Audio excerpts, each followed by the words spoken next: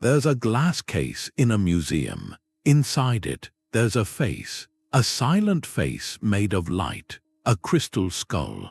It's more than just an artifact. It's a question.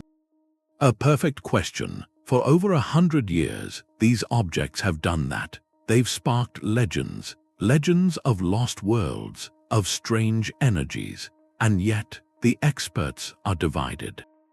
They're fundamentally divided on them. By the end of this, you'll see the evidence, the shocking evidence that rewrites their story, and you'll see why some mysteries just refuse to die. We'll uncover why it happens, why prestigious museums display objects that their own scientists doubt, and how a 19th century art market crafted this. How it crafted a global enigma. And then there's that question: what does our fascination with these stone faces say? What does it say about our need? Our need for a wondrous past. Standing in front of one, it feels different. The air is cooler near the glass, or maybe you just think it is. You look at it, and the eyes aren't empty. They have a kind of light, a polished stare that follows you.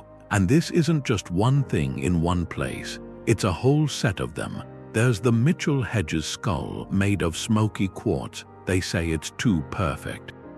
Then there's the bigger one in the British Museum, more worn down. They're like a network, these objects scattered around but connected. Their story, the one everyone heard, it started as a rumor.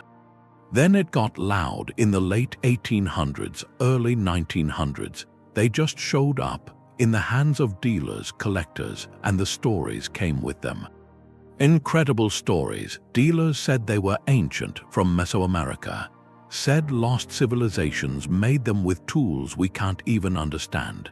They talked about psychic energy, healing powers. Said they weren't just art, they were ritual objects, powerful ones. People loved it. This was a real mystery you could see, a physical piece of a lost world.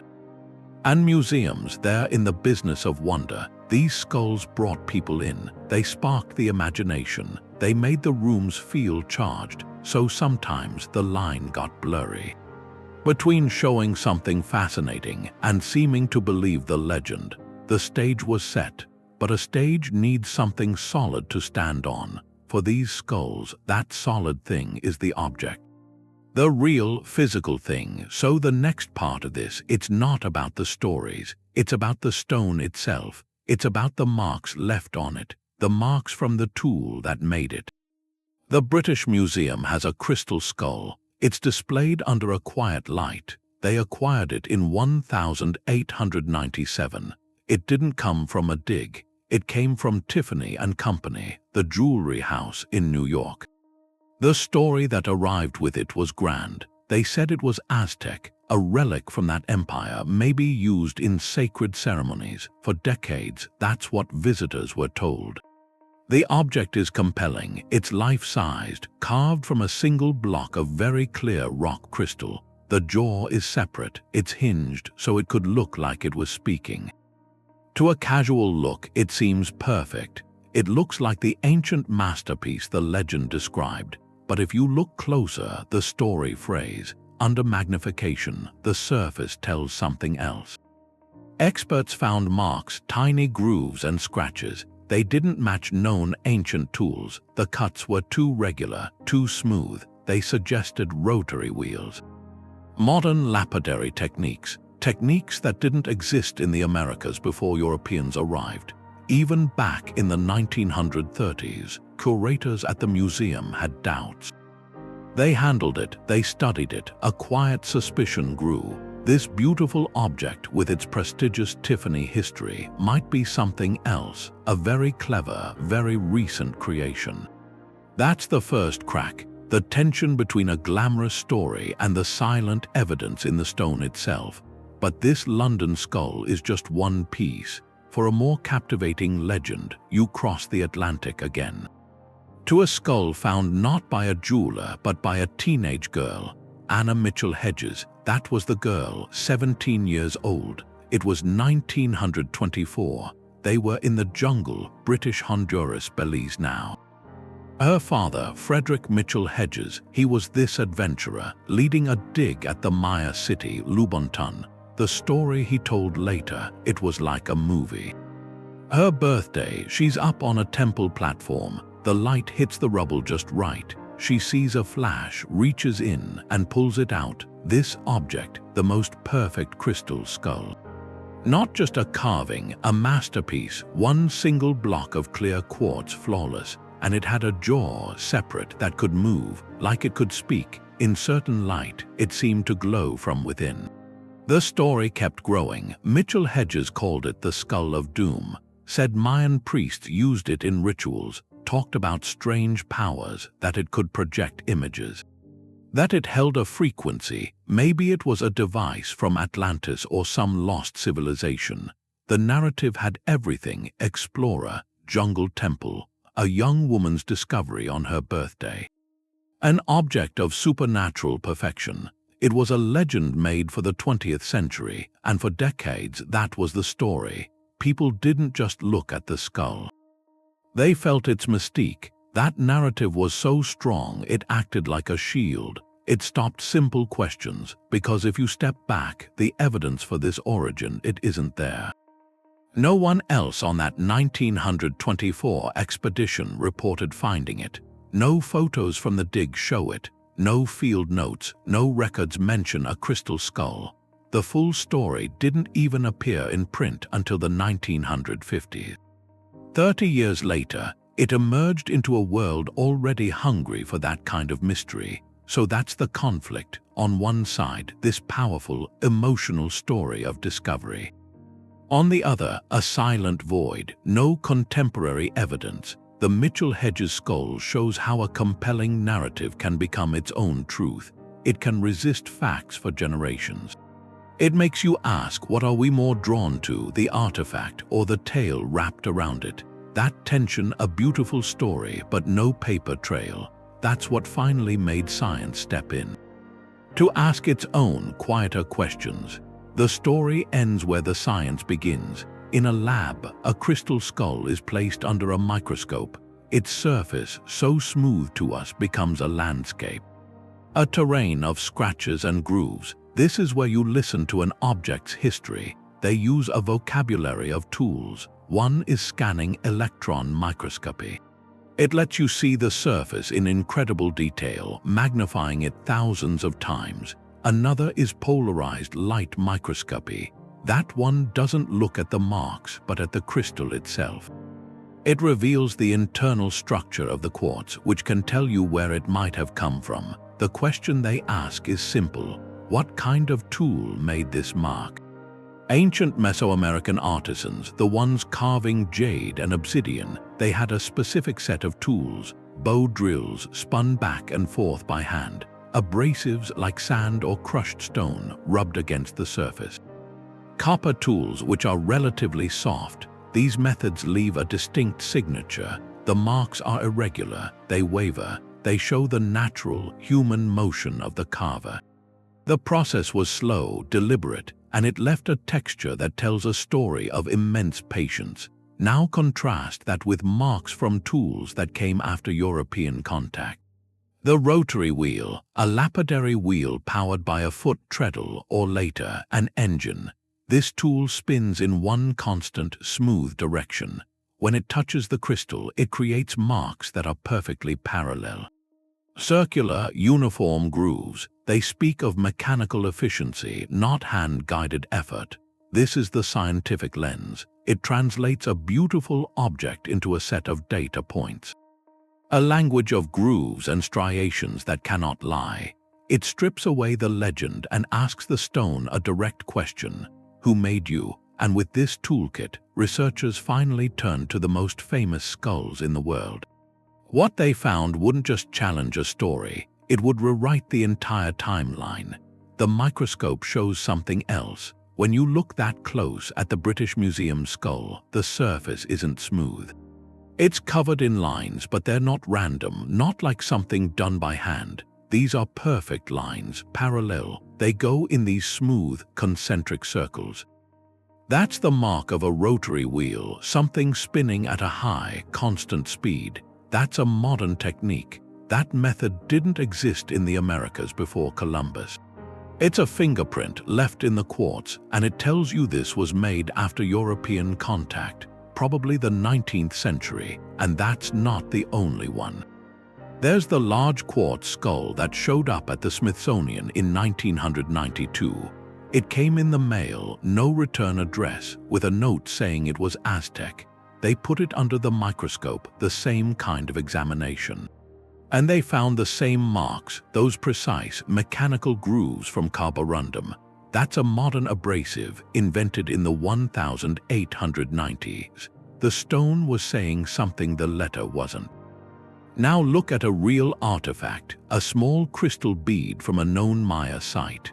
Under that same microscope, the surface is different. The scratches are shallow, irregular. They cross over each other, going in odd directions. That's the mark of a hand, working slowly with sand or crushed stone.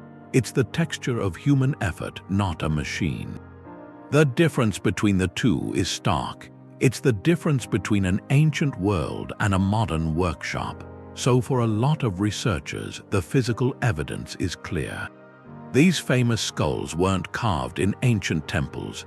They were likely made in Europe in the 1800s. They're beautiful works of art, but they're recent. They come from a time when fascination with the New World was high, and there was a good market for these curiosities. The science seems to have settled it.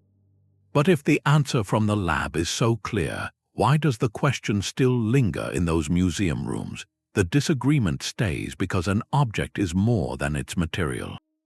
It's also the story around it, and untangling a story, especially one people have loved for 100 years, that's a more human, complicated thing. A museum curator opens a file looking for a story. There, after a paper trail, a receipt, maybe a diary entry, a shipping manifest, something that shows how an object got from its origin to the glass case. That's provenance. It's an artifact's biography, its chain of custody. For the crystal skulls, that biography is mostly blank. They don't come out of the ground under an archaeologist's brush. They just appear fully formed in the ledgers of 19th century European art dealers. These dealers had a specialty. They sold curiosities, objects from distant, exotic lands meant to astonish wealthy collectors. And the stories they attached were perfect, vague, romantic, completely unverifiable. A dealer might say a skull came from a secret collection in Mexico City or was found near an ancient temple. But if you pressed for details, the temple's name, the year it was found, the person who founded the story would just evaporate. It was a whisper of a past. This lack of a secure provenance creates a vacuum. And nature, human nature, abhors a vacuum. Into that empty space rushes speculation. A dealer's casual claim, repeated enough, hardens into accepted fact. It gets written into early museum catalogs. It becomes part of the object's official story, repeated by tour guides for generations. Untangling it is a historian's detective story, and it often leads to dead ends. You might trace a skull back to a Parisian auction in 1880, but its history before that just vanishes. Sometimes the trail leads not to an ancient site, but to a workshop in Germany or France, where skilled artisans were known to produce high-quality replicas for a hungry market. This murky history forces a difficult question. How much of the crystal skull mystery was crafted not by a lost civilization, but by the economic forces of the 19th century? When an object's value soared with a good story, the incentive to provide one, regardless of truth, was immense. So you have two competing narratives. One is written in the grooves of the crystal, told by science. The other is written in ink and rumor, a story sold with the object, and standing between them, trying to reconcile these two worlds, are the museums. They hold the objects and they bear the weight of the public's wonder. The 19th century collected curiosities. Wealthy homes in London, Paris, New York, they had cabinets. A stuffed bird from the Amazon, a Roman coin, a piece of coral, it was a display. a show of worldliness, of adventure, and in that atmosphere the past became a commodity. After Napoleon went to Egypt, a craze for Egyptology swept Europe. Then explorers sent back reports, ruined cities in the jungles of Mexico, Guatemala. A new fascination bloomed. The public wanted a piece of those lost worlds. They wanted tangible mystery. That demand created a market, and where there's a market, there are suppliers. One of the most important suppliers was a small town in Germany, Idar-Oberstein. For centuries, it had been a center for gem cutting. The craftsmen there were masters of stone.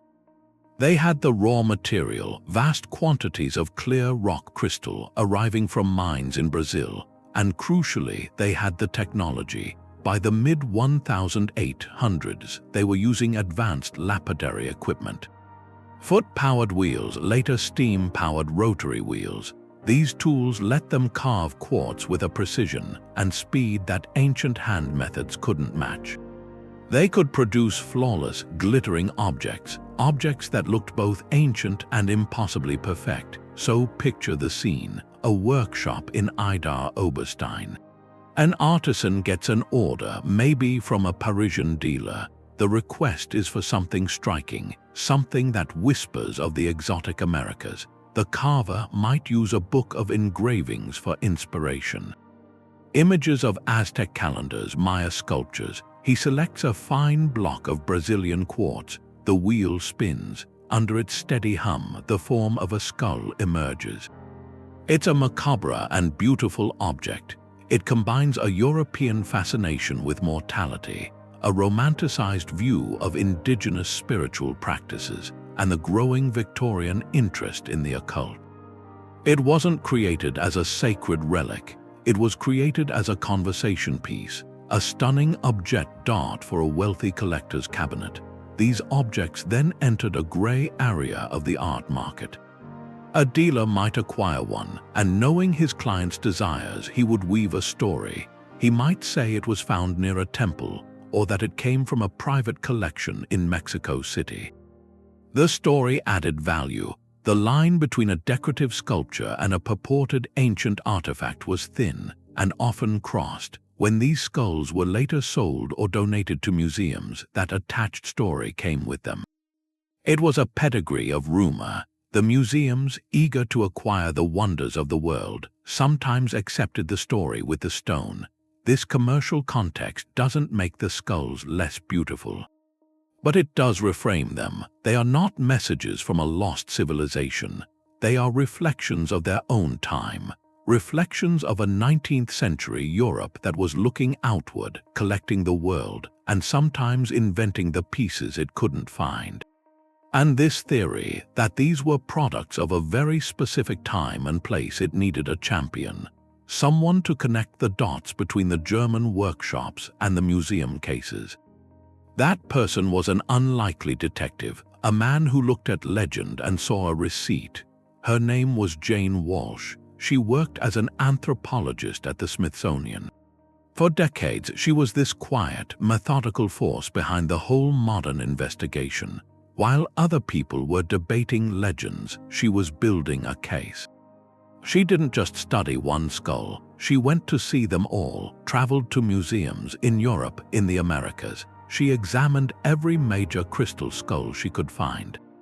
And she compared them, not just the stories about them, the objects themselves, their size, their style, the quality of the quartz. She was looking for a pattern, a family resemblance that might point to some common origin. Her most important collaboration started in the 1990s with the British Museum. They had their famous skull.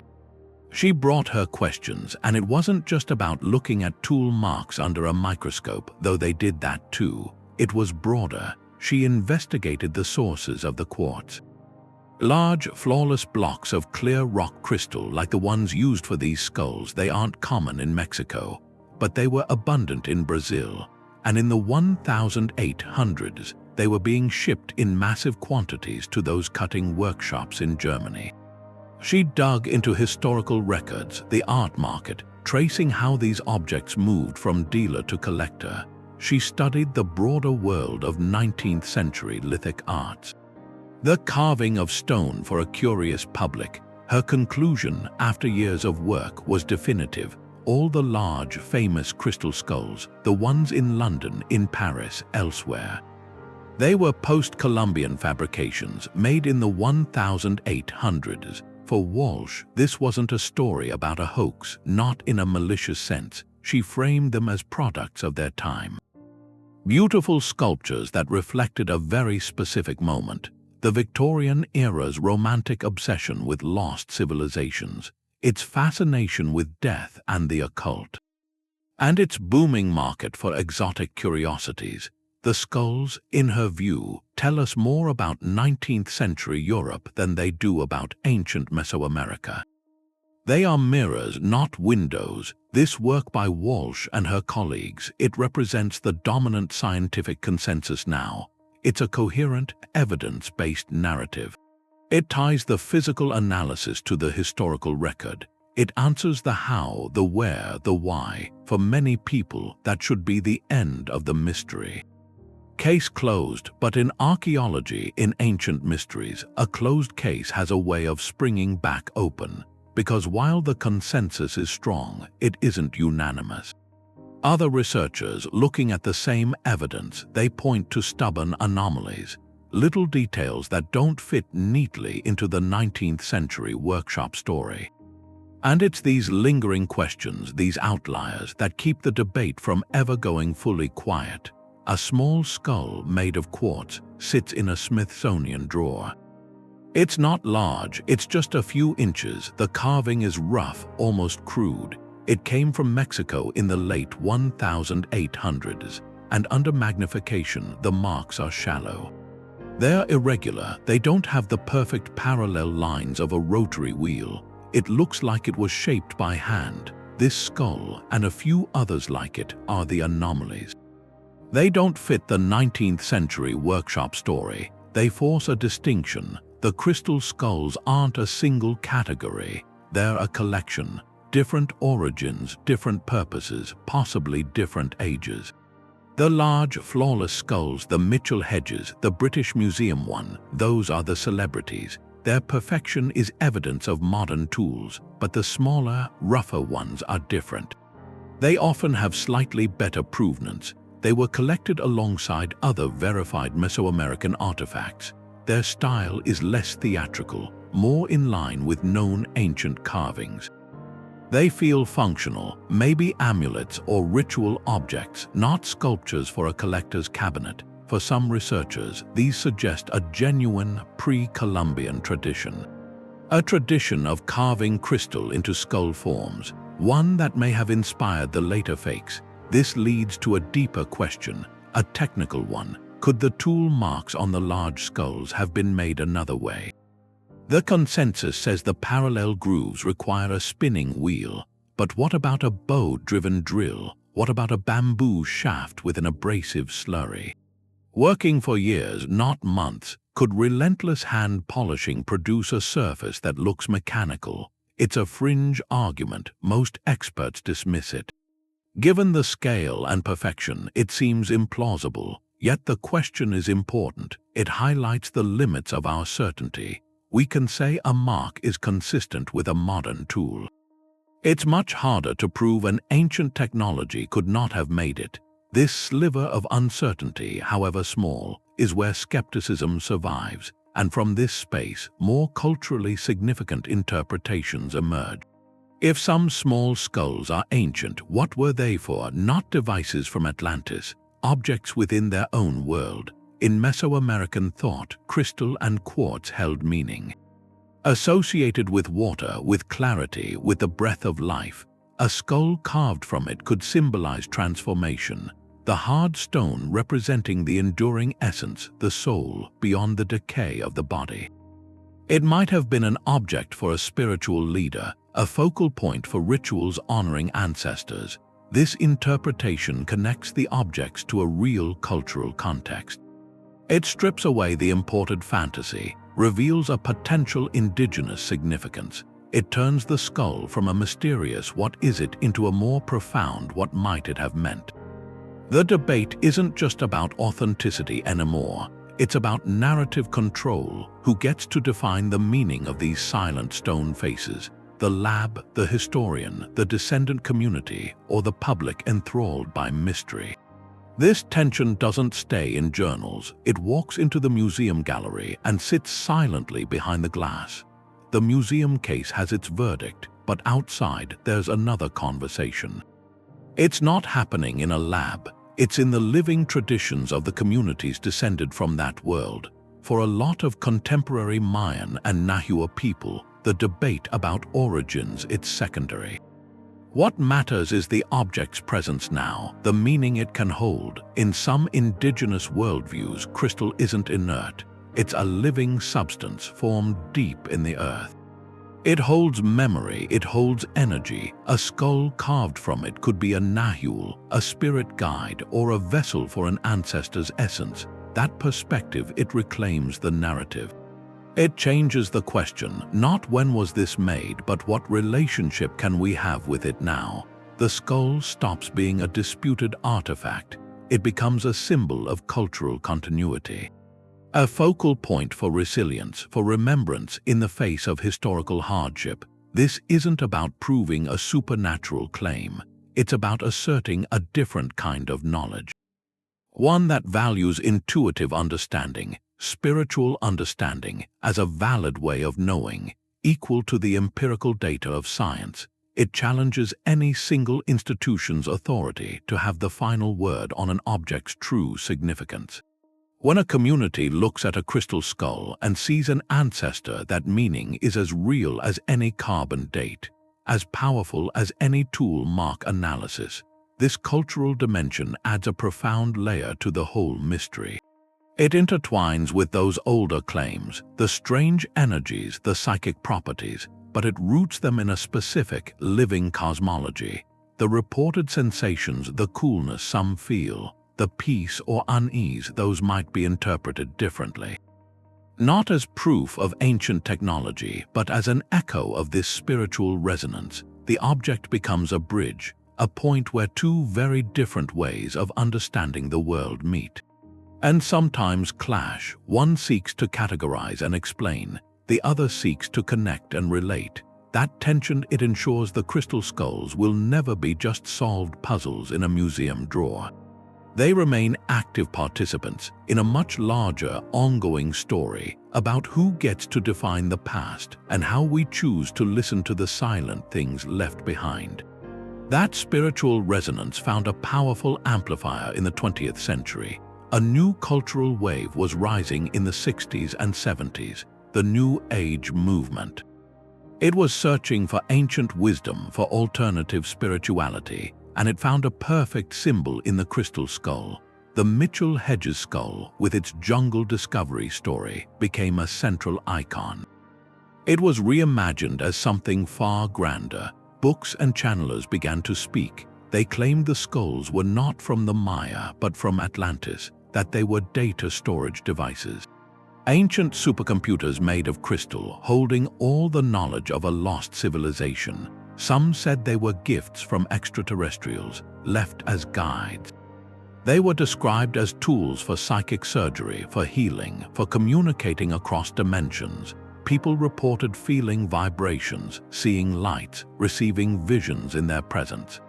This narrative was compelling. It was transformative. It offered a direct personal connection to a mystical past, a past that felt more relevant, more technologically sophisticated than the one in the history books. For mainstream science, these claims were impossible to verify. They fell outside the realm of testable hypothesis. They were easily dismissed as fantasy, as modern myth-making, but to simply dismiss them is to miss the point. This New Age adoption reveals something. It shows a deep human desire, the desire to find objects that bridge our world and a more wondrous one. When faced with something as inexplicable as a perfect crystal skull, the human mind doesn't just see a carving, it seeks a purpose, a transcendent purpose. The skull became a blank screen. People projected onto it their hopes for healing, for secret knowledge, for cosmic connection. This created a feedback loop. The more books were written, the more documentaries aired these claims, the more legendary the skulls became. That cultural weight made the academic critiques seem dry. Uninspired, it was a story of magic versus a story of mundane tools, and magic for many is a more compelling story. This created a divergence, two parallel paths to understanding the same object. One path is empirical. It uses microscopes and documents. It asks, how was this made and when? The other path is metaphysical. It uses intuition and personal experience. It asks, what can this do and what does it mean? These are two different ways of seeking truth. They speak different languages. They often talk past each other. This left museums in a difficult position. They are the custodians of the physical object. They are also the stage where these conflicting narratives meet. How do you present an item that is, scientifically, likely a 19th century sculpture, while acknowledging its power as a spiritual icon? How do you honor the object's role in cultural history without endorsing claims you cannot substantiate? The answer isn't simple. It requires a balance between evidence and meaning, between the story told by the stone and the stories we have built around it. The case has a label, and the language on it is very careful. It might say something like, carved from a single block of rock crystal. The origins are debated. It was once thought to be an ancient Mesoamerican artifact, but recent analysis suggests it was likely made in the 19th century, possibly in Europe. That's not a conclusion. It's presenting two different realities. There's the object's physical story told by its tool marks, and then there's its cultural life, its long history as a symbol of mystery. So the museum has a genuine dilemma. Its core mission is education, to present facts, and the scientific consensus on these large skulls is clear: they're modern. Stating that plainly is the most honest approach, but that honesty can feel like a letdown because visitors often arrive with a sense of wonder. They hope to stand before a genuine enigma. And telling them it's a beautiful fake can feel like taking the magic away. So some institutions lean into the controversy. They present the skull as a star witness in a detective story. They explain the tool mark analysis. They show the evidence from the 19th century art market. They frame it not as a relic, but as a reflection of a Victorian fascination with the exotic. That turns the display from a mystery into a lesson about how mysteries are made. It becomes a different kind of wonder, the wonder of forensic science, of historical sleuthing. Other museums might use more open-ended language. They present the competing narratives side by side, the ancient legend, the new age claims, and the scientific critique. They let the visitor weigh the evidence. This approach embraces ambiguity. It acknowledges that the object's power comes as much from the stories we tell about it as from the stone itself. This curatorial choice is fundamental. It speaks to a larger question. What is a museum's primary role? Is it an authoritative temple of facts, delivering final verdicts? Or is it a forum for dialogue, a space where complex histories can be explored from multiple angles? The crystal skull forces this question into the open. Presenting it only as a fake might satisfy scientific rigor, but it could alienate a public captivated by its legend. Presenting only the legend would be a failure of the institution's duty to truth. So they walk a tightrope, they display the doubt, and this honesty, ironically, builds public trust. It shows that knowledge evolves, that institutions can change their minds when new evidence emerges. It shows that history isn't a set of fixed facts, but an ongoing investigation. This framing doesn't end the story. It sets the stage for the next chapter. By openly stating the questions, museums invite a new generation to look closer, to ask if there's something everyone has missed. A 21st century lab is quiet. It listens to objects without touching them. That's the next step for the crystal skulls. Beyond the optical microscope, there's non-destructive analysis. Techniques that can look into the quartz itself, X-ray diffraction, for instance, not a medical X-ray. It maps the internal lattice of a crystal. Every carving process, by hand or machine, leaves a unique stress signature in that lattice. The pressure of a hand-held abrasive versus the constant spin of a powered wheel, they could leave different fingerprints locked inside the stone. That data could give a new, more fundamental line of evidence about how the skull was shaped. Then there's origin, not the story, but the dirt. Trace element analysis with a tool like mass spectrometry acts as a geological fingerprint. Every quartz deposit on Earth has a unique chemical signature. A mix of tiny impurities, lithium, aluminum, titanium. Reading that signature, scientists could match the skull's quartz to a specific mine, maybe in Brazil, which supplied 19th-century German workshops. Or in Madagascar, a match to a source outside the Americas would be a powerful argument against a pre-Columbian origin. It would move the debate from style and tool marks to the very molecules of the object. And then 3D surface mapping creates a perfect digital twin. It scans every curve, every microscopic groove with laser precision. That model can be compared algorithmically to tool marks on verified artifacts from different eras. The comparison isn't subjective. It's a mathematical analysis of angles, depths, patterns. It could say with high certainty that the marks on the British Museum skull are 99.9% identical to those from a specific type of 19th-century lapidary wheel. That's the dream of forensic archaeology, to replace speculation with data, to remove the last whispers of ambiguity with a silent flood of numbers. The goal of this work is clarity. To provide answers so robust, so rooted in multiple independent lines of evidence, that the debate has nowhere left to stand, to settle the question not with a story but with a data set. But science is a process, not an endpoint. Every new technique, every answered question can reveal a deeper layer. What if trace element analysis gave an unexpected result? What if the stress patterns didn't match any known modern method? Each new answer carries the seed of a new question, so the narrative never becomes completely static. As our technological gaze grows sharper, our understanding deepens. But this pursuit invites a final thought. If science one day delivers a perfect, irrefutable answer, a complete biography of the stone from mine to museum, what then? The mystery itself, that century-old aura of the unknown, has a cultural value. Its driven research, inspired art, sparked global curiosity. There's a certain melancholy in solving a perfect mystery. Because once the question is fully answered, we stop wondering, and the silent crystal face in its case might just become a beautiful, solved object. Its long conversation with our imagination finally over. The most profound thing about these objects might be their ambiguity. A definitive answer, a clean scientific verdict that could actually diminish their power. If a museum label could say, with absolute certainty, carved in Idar-Oberstein, Germany in 1883, the public conversation would probably stop.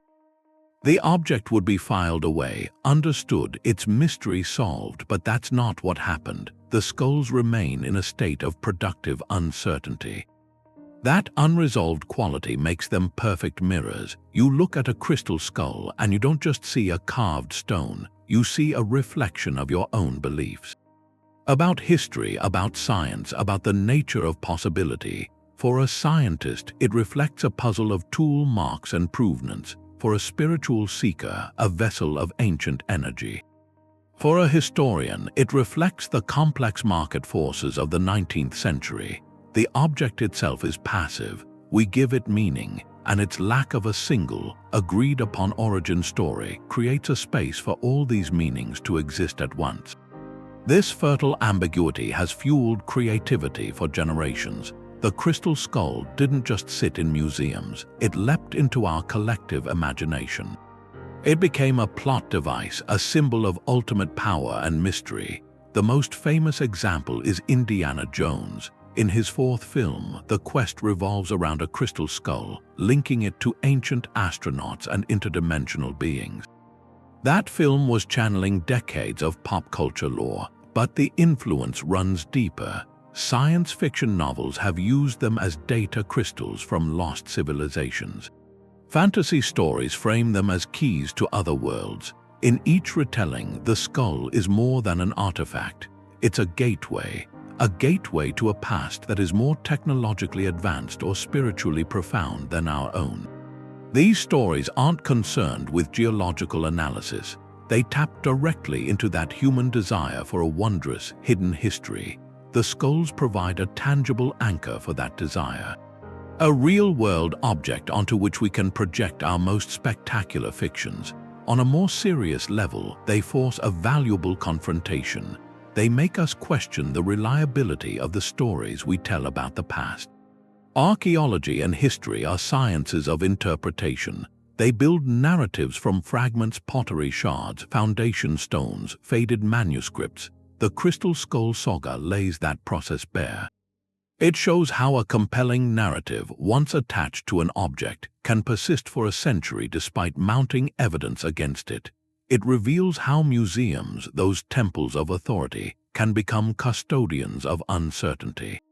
And it highlights the powerful role of commerce and desire in shaping historical understanding.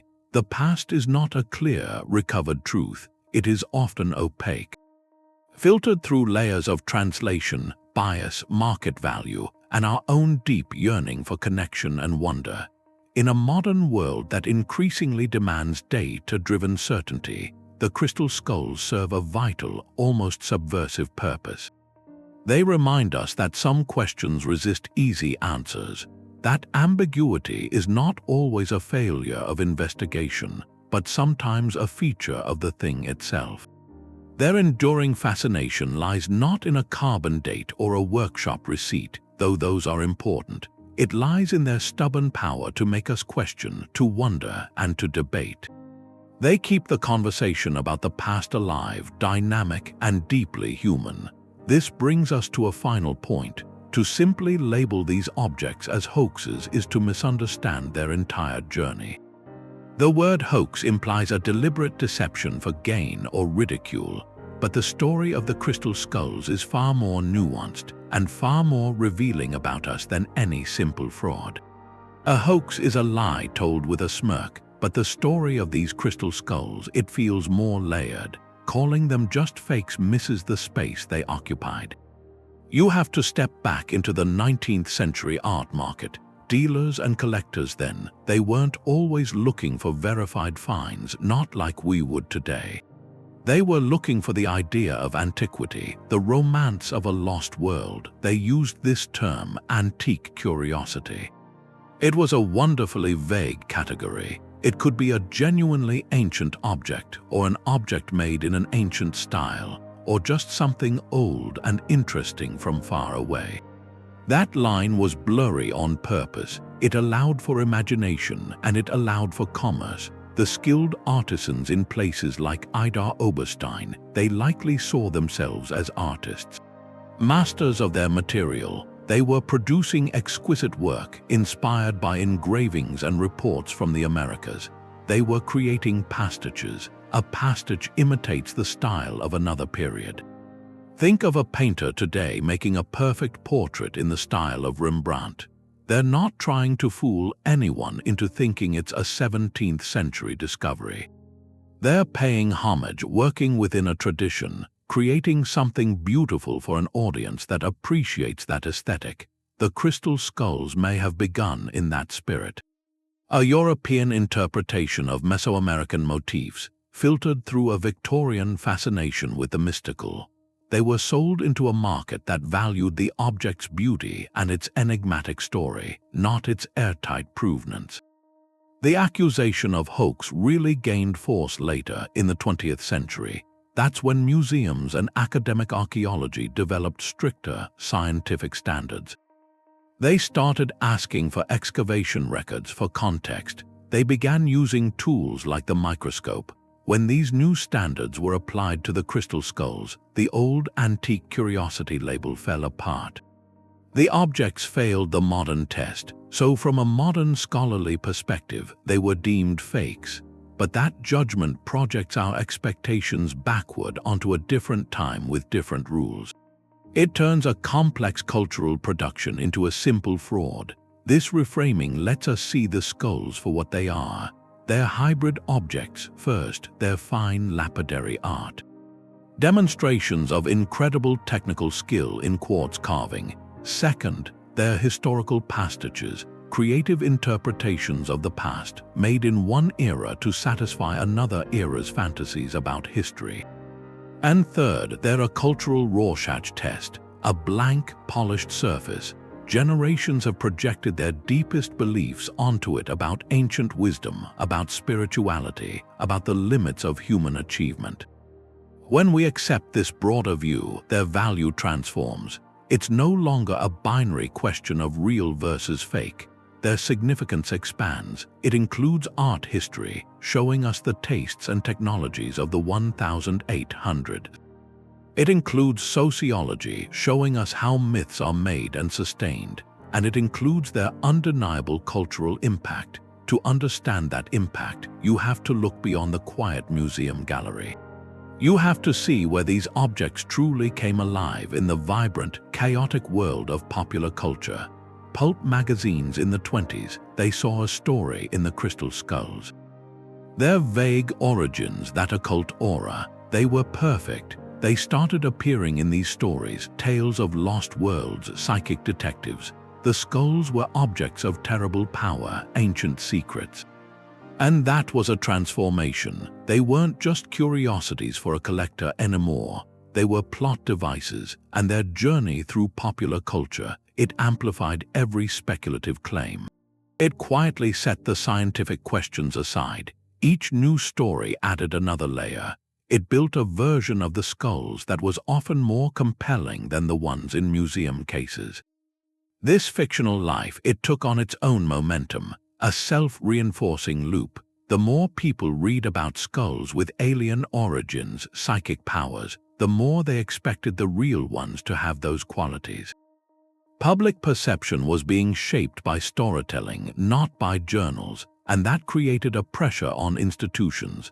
Visitors would arrive with expectations forged by adventure serials. So a simple label about 19th century lapidary work, it could feel like a disappointment. Museums were in a tricky space between their educational mission and the public's desire for the wondrous narrative they already knew. The pop culture version wasn't just entertainment. For many, it became a competing truth, a more exciting framework for understanding these objects. That divergence makes the historian's task complex. They're not just interpreting an artifact anymore, they're untangling it from a thick web of fiction, a web that feels to the audience just as real. The pinnacle of this absorption came decades later, with one of the most famous adventurers. Indiana Jones's fourth film put a crystal skull right at the center of its quest. The movie tied it to interdimensional beings, ancient astronauts. It channeled the New Age theories, the fringe archaeology that had swirled around the skulls for generations. Here, the speculative was presented as spectacle. The skull was the ultimate MacGuffin, a key to unlocking secrets beyond human history. The film's massive reach did something critical. It cemented a specific, spectacular version of the crystal skull in the global imagination. For millions, their primary reference wasn't a museum or a history book anymore. It was Hollywood. This shows how artifacts can escape academic control. Once an object enters the collective imagination through mass media, it takes on a life of its own. Its story becomes malleable, adaptable to any narrative that resonates. The real-world debates over tool marks, quartz provenance, they seem distant and dry.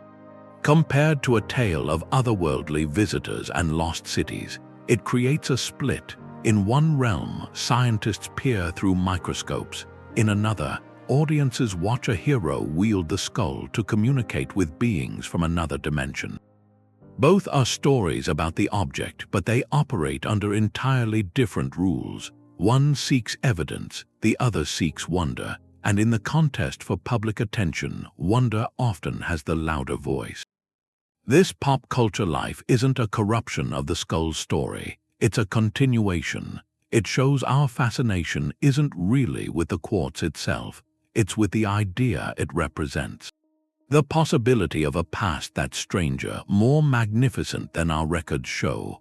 The skulls became the perfect vessel for that idea, precisely because their true origins were so clouded.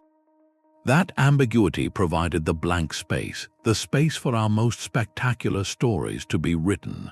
Crystal skulls aren't the only case of contested history.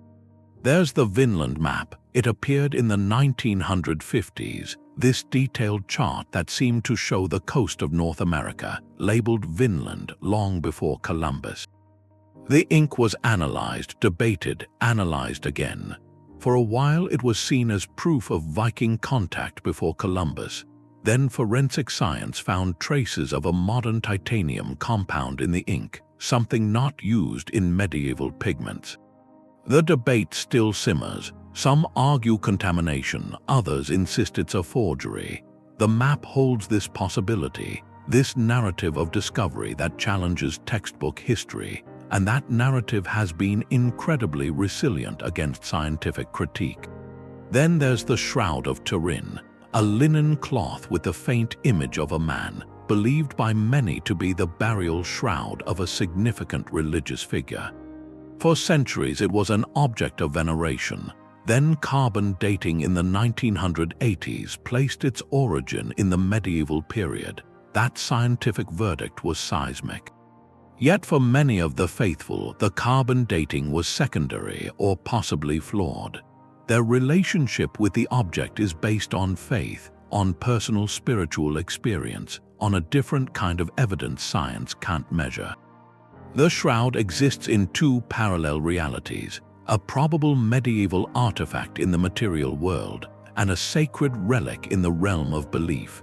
These objects, the map, the shroud, the skulls, they form a kind of family of historical mysteries.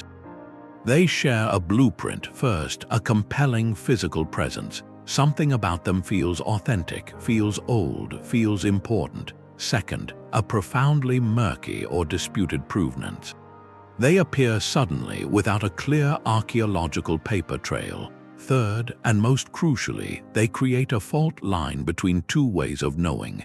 On one side, empirical analysis, carbon dates, ink chemistry, tool marks. On the other, faith-based or tradition-based interpretation. This isn't a battle between truth and falsehood.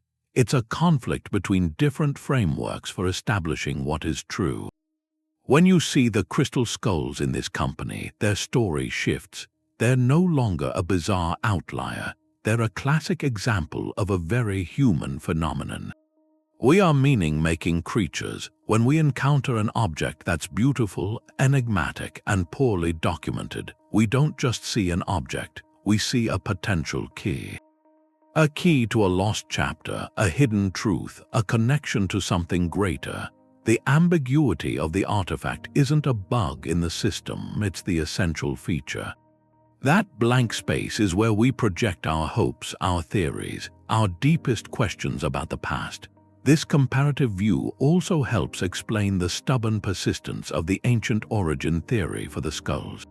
If you view the scientific consensus as just one narrative among many, a powerful one backed by data but still a narrative, then the other stories don't necessarily vanish. They occupy a different space. For those who feel a spiritual resonance with the skulls, or who are captivated by the idea of a lost high civilization, the tool mark analysis can feel reductive. It explains the how, but it doesn't engage with the why of their fascination. It solves a material mystery but leaves a metaphysical one untouched. In the company of the Vinland map and the shroud, the skull debate is normalized. It becomes a recognizable chapter in the long story of how humanity grapples with its own history, using both the tools of the lab and the intuitions of the spirit. This wider lens doesn't tell us who's right. It tells us why the conversation never seems to end. there's still a case for a much older story. It's a minority view, but it's held by a persistent group. They don't dismiss the evidence, they reinterpret it. They ask us to reconsider the limits of ancient skill. Could a master artisan working for a lifetime with just sand and water and a simple bow drill create something so perfect? They point to the known wonders, the intricate jade masks of the Maya, hard stones shaped into delicate, lifelike features, those impossibly thin, translucent obsidian vessels.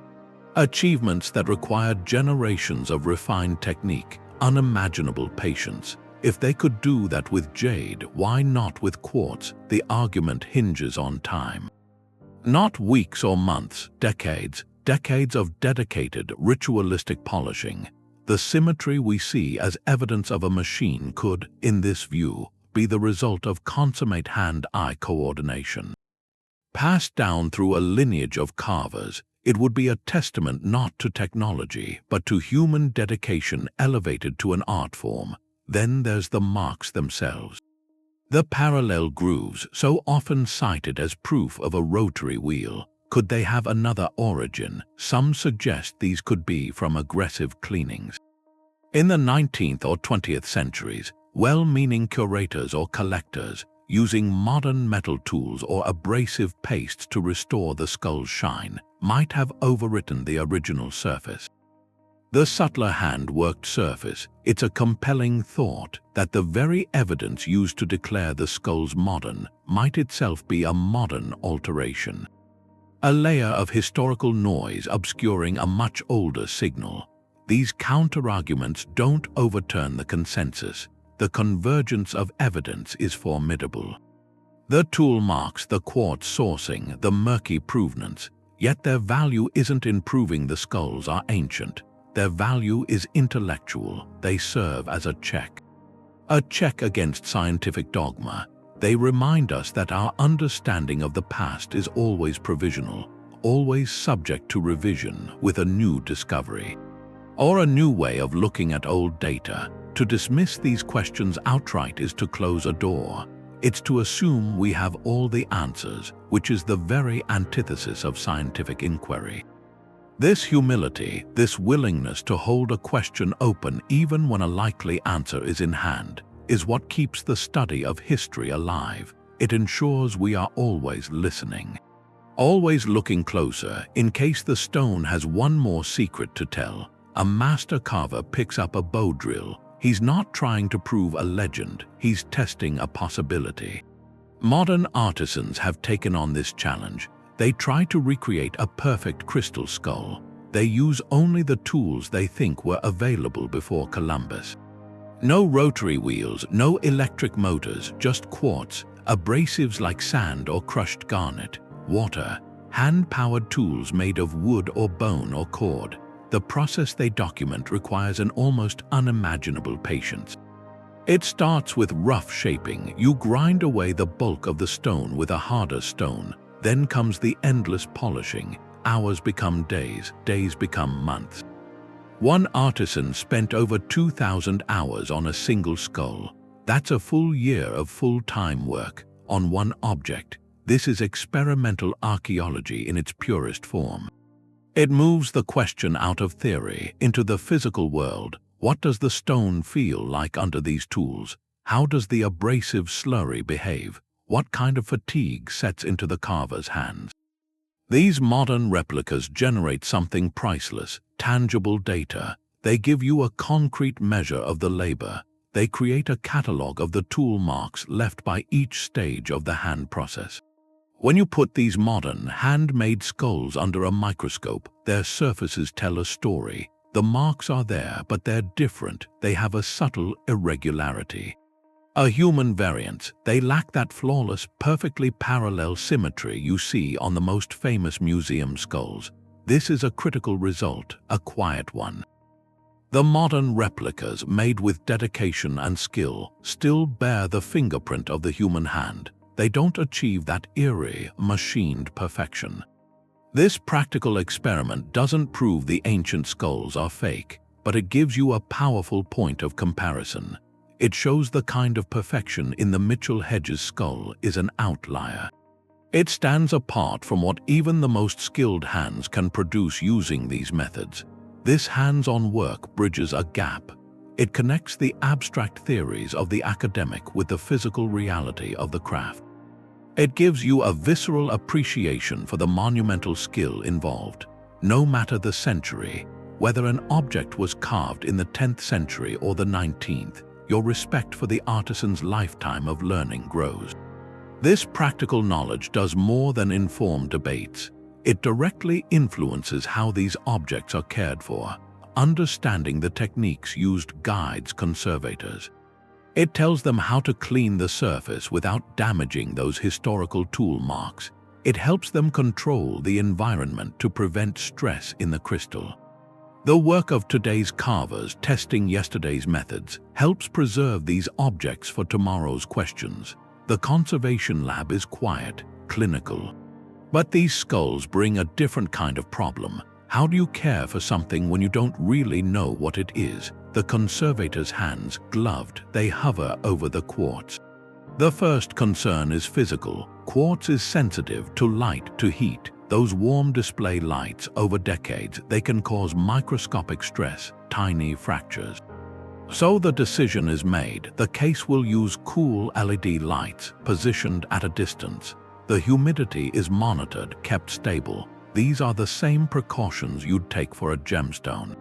Because the object is irreplaceable, regardless of its age, but the ethical questions go deeper. Consider cleaning. With a verified Maya jade plaque, the goal is clear. Remove the corrosive salts, stabilize the surface, but preserve every ancient tool mark. Those marks are data. For a crystal skull, the goal blurs. If those parallel grooves are from 19th century tools, are they part of its true history, or just the residue of its creation as a curiosity? Do you preserve them with the same reverence? The conservator has to decide what story the object's physical state is telling, and which parts of that story are worth keeping for future study. It's a judgment call. Science mixed with philosophy. This complexity is now formally recorded. The modern conservation reports for these skulls, they're unusual. They don't just note cracks and stains. They include entire sections on provenance debates. They summarize the scanning electron microscopy, the polarized light analysis. They document the various claims. The dealer's story, the New Age channelings. The controversy itself is treated as a layer of the object's biography, a layer that must be conserved in the archives. Even if it can't be displayed in the case, this approach acknowledges something. An artifact's significance isn't fixed at the moment of its making. It accumulates meaning over time. That century of mystery and debate, it's now part of its cultural substance. So in this way, the skulls are pioneers. They're forcing institutions to develop new protocols. For a new category, the scientifically contested object, the culturally complex treasure, museums are learning to steward not just the physical item, but the dense cloud of narratives that swirls around it. This careful work, this conscientious work, it's what keeps the door to the future open. It ensures that whatever new technology emerges tomorrow, whatever new insight, the object will be waiting. Intact, its surface with all its conflicting marks, ready to be read once more. A sealed tomb in the Yucatan, unopened for centuries. Inside, among the offerings, there's a small crystal skull. Rough-hewn, it's sitting on a stone altar with pottery we can identify, and organic material right there for carbon dating. That one discovery, well documented, would change everything. It would prove some form of this tradition existed in the ancient Americas. The debate wouldn't end, but it would pivot. The conversation shifts from if to why. Scholars would have to figure out its ritual purpose, and those larger, flawless skulls, they'd be seen differently, not as total inventions, but maybe as later echoes. Exaggerated echoes of a real practice, the whole narrative changes, or a different scene, a dusty attic in Idar-Oberstein, a historian finds an old ledger. Inside are sketches, client orders, shipping records. One page has a detailed drawing of a crystal skull, dimensions that match the British museums. Another entry notes a sale to a Parisian dealer in 1878. That's the other kind of proof, a paper trail linking the object directly to its modern makers. It confirms the scientific consensus, but with historical precision. It transforms the skulls from mysteries into masterpieces of a specific craft. The aura of ancient enigma dissolves, replaced by a clear chapter in European decorative arts. Both of those are plausible, neither one has happened, and that's the state of the mystery right now. It exists in a realm of probability. The weight of evidence the tool marks, the market history leans heavily toward a 19th century origin for the famous pieces. But the absence of that one definitive piece of evidence, a sealed context or a workshop invoice, leaves a small space, a persistent space for doubt, for alternative interpretation, for wonder. This isn't a flaw, it's the nature of historical inquiry. History isn't a closed book with all the answers in the back. It's a vast, incomplete manuscript. New pages are found, old interpretations get revised. Our understanding is always provisional, always waiting for the next discovery. That forward-looking perspective is what keeps the field alive. It's a necessary humility. It acknowledges that tomorrow a farmer's plow, a construction dig, an archivist's keen eye, any of that could uncover something that changes everything. That possibility, however remote, is the engine. It drives researchers to keep looking, to re-examine old evidence with new tools. It reminds us our current conclusions are the best answers we have for now. Not the final word. This tension between a strong consensus and an openness to new proof is the mark of robust scholarship. It's also what makes the story compelling. The door isn't slammed shut, it's left slightly ajar, a sliver of light from an unknown future, and this leads to a crucial skill, one the Crystal Skull story teaches. In a world full of information and speculation, how do we navigate? How do we separate a robust, evidence-based narrative from a captivating, unverified claim? The answer is in learning to ask the right questions of the stories we're told. Separating a strong story from a supported truth, the crystal skulls are a good example. Not from ancient times, but from modern thinking, you can use a set of questions, a mental toolkit. First, the source. Where is the information coming from? An article from a university press, peer-reviewed, carries a different weight than a web page. The journal article has been vetted. It has to present its evidence, its methods, so others can check. The web page might just state a thrilling conclusion. It doesn't show you the steps. You have to look for the evidence trail. Second, the evidence itself. Is it being shown to you or just described? A credible source will show you the tool marks. High-resolution photographs from a microscope. You can see the parallel grooves. A less rigorous source might just tell you it feels old, or that a psychic said so. That's assertion, not documentation. When you hear a claim, ask to see the proof. If the proof is hidden or vague or relies on special access, that's a problem. Third, the motivations. What is the person or organization getting out of it? Are they selling a book, a documentary, a tour? There's nothing wrong with that, but its context, a belief system, a financial incentive, it can shape a narrative.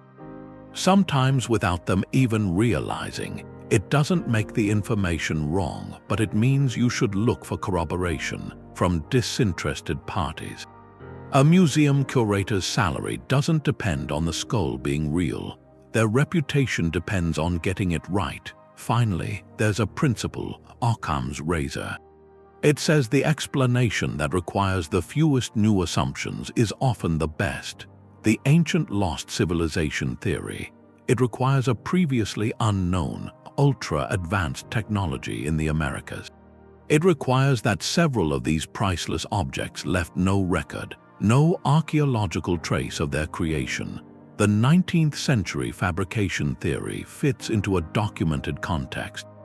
Known workshops, known trade routes, a known market demand for exotic curiosities. It explains the tool marks, it explains the quartz source, it explains the lack of provenance.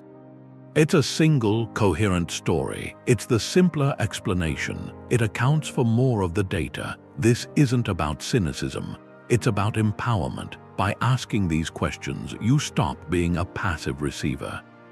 You become an active participant. You learn to appreciate a well-constructed argument, one based on evidence, and you learn to be wary of a tale that relies solely on wonder. The Crystal Skull Saga, then, it goes beyond its own mystery. It becomes a lesson in media literacy, in historical reasoning. Our fascination with the past is most rewarding when it's paired with a curious mind. But a critical one. A polished quartz face looks into the room. It holds two ideas in balance: a skull, an old symbol of ending, and crystal clarity, light, something that lasts. Put them together and you get something deeper, death made see-through, mortality turned into something that catches light, bends it. That combination touches a human want. The want to see our own brief awareness made permanent, to picture the mind, all it knows and wonders, kept inside a stone time can't wear away. Those empty eyes aren't just blank. We see them looking back. They feel like they hold a witness. They ask a question you can't ignore. What have you seen? Whether it was carved 100 years ago or 1,000, that question stays. That's where their quiet power comes from. That symbolic weight goes beyond the arguments. It's why we put so much onto these things. We're not just studying a carving. We're facing an icon of our own curiosity about being here. The crystal skull turns into a mirror. We look into its clear shape and we see ourselves, our worries about time, our hopes to leave something, our need to know what's hidden. The debates about tool marks and where it came from, they matter, but they're on one level. This psychological pull, this philosophical echo, works on another level. A deeper one. It's why someone can read the science, believe the findings, and still feel a quiet awe standing in front of the thing itself. The story we tell about where it began is one thing. The talk it starts inside us is something else. This path, from argued over object to cultural symbol, is pretty much done now. We started with a mystery in a glass box.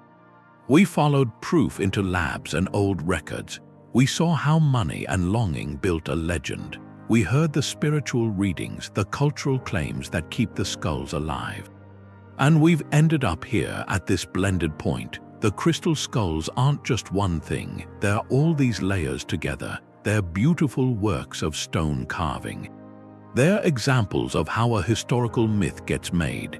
They're centers for belief, for reclaiming heritage, and they're strong psychological mirrors, showing our endless back and forth with knowledge and death.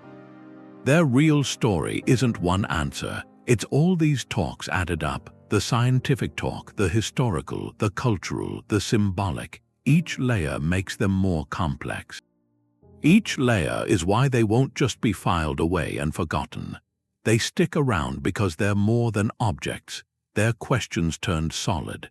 And as long as we look into those polished, unseeing eyes and wonder, the conversation they started more than a century ago will keep going quietly.